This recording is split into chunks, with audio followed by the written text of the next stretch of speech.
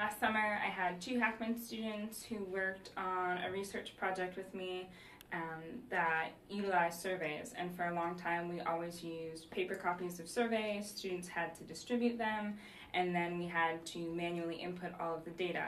However, last summer the ITS department lended us a couple of iPads to use for our research, and then I actually purchased one for the lab. The students were able to take the survey format that we usually used in paper and pencil format and turn that into a survey that we could then administer on the iPad. So it cut out all of the time that it takes for us to manually take the information from the paper and pencil survey and enter into the statistical software package. We were able to analyze the data in real time.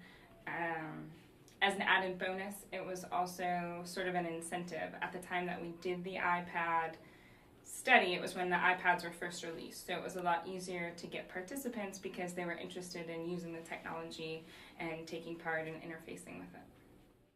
So there's 2 things that I've used in the past. One is actually Poll Everywhere, the website, and for that it's a nice way. It's sort of like Clickers. It allows students to give responses to questions that I can show up on the computer screen, but they actually enter in their responses via their cell phones, and that's been useful if I want to gauge student responses to somewhat sensitive questions or questions that students might not feel comfortable providing their answers to by raising their hands or something of that nature. If a discussion in class led in a direction where it seemed like we wanted to poll the entire class to see how they felt a certain topic, I did that. And I had used that in the past in classes, and actually this semester the students actually decided to use the clickers themselves. I told them to be innovative in the presentations that they led the class through, and I had one group of students that said we want to do sort of a quiz format in class, but we want the class to be able to see responses of their peers.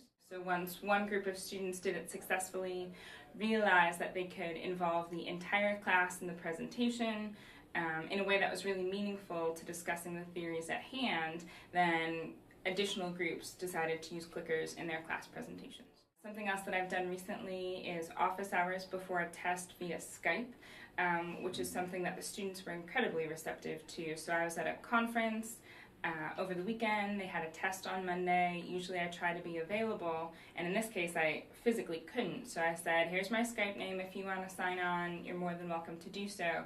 And I had probably about a dozen students over a course of a 2-hour period that utilized the technology and had nothing but wonderful things to say for it. So it's not that technology is a replacement for multiple aspects of teaching in the liberal arts setting, but I found that there are so many outlets where students see that it really can complement the learning that takes place in the classroom and outside of the classroom, and that's really been advantageous to me as a faculty member, and I think the students have been incredibly receptive to it. So I'm really looking forward to seeing how the students want to integrate current technology into the classroom. I've spoken to several students and several faculty members who talked about blogs as a form of sharing research that they do in class and outside of class.